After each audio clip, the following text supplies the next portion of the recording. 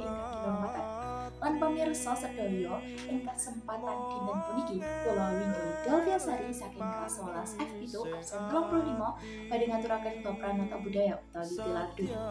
Tilar donya utawi ingkang lumrah pun sebat sripah kagem piantun Jawi kalebet salah satunggaling bab ingkang wigatos saengga kedah pun pangerti kajawi kagem sarana kagem panyuwunan leburing dosa kagem ingkang tilar donya kasebut. Upacara adat kagem pangaten tilar donya kapanka dados 9 bab.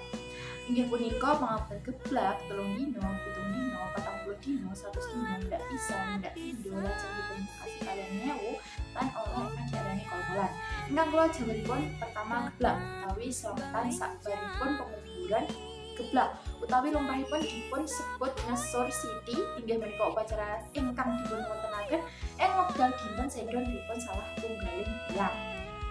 Slametan sakwise ku ana 3 dinten dipun sebat ugi 3 dina. Bare 3 dina tiyangipun ninggal. 7 dina sakwise 3 dina utawi slametan samunipun 7 dina.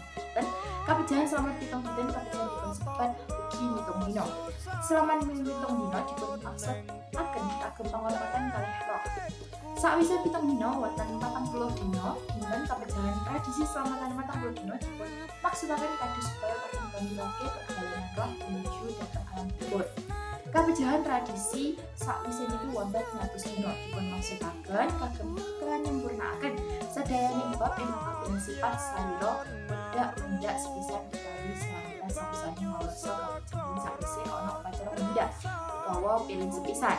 Nah, inggih menika upacara ingkang dipun wontenaken nalika tiyang pejah ing sawarsa pertami. Fungsi slametan menika inggih damel keselamatan sira. Mengingat-ingat wangsulaken badhe jasa-jasa tiyang ingkang sampun pejah menika.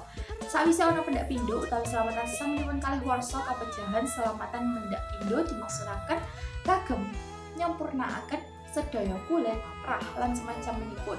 Sakwise ana nyewu utawi selamatan sesamunipun 1000 dinten kapejahan nyewu kaperang dipunsebaken dados puncak saking rangkaian selamatan kapejahan ing wekdal menika. Tiang Jawi saestu menawi roh menungso ingkang pejah sampun boten badhe malih dhateng tengah-tengah keluarganipun. Terakhir ana kol-kolan utawi pangiling-iling. Kol inggih menika pangetan ingkang dipun tindakaken sakwise acara kabeh kuwi mantun. Tiang ingkang sampun pejah sesamunipun 1000 dinten. Mekali dipun wontenaken kaleresan kaliyan sawarsa sesampunipun nyewu. Cekap semanten atur kula bilih wonten kalepatipun kula nyuwun agunging pangapunten. Mugi-mugi napa ingkang kawula aturaken dhumateng pamirsa lan ibu wonten wiguna lan manfaat. Cukup semanten. Wassalamualaikum warahmatullahi wabarakatuh.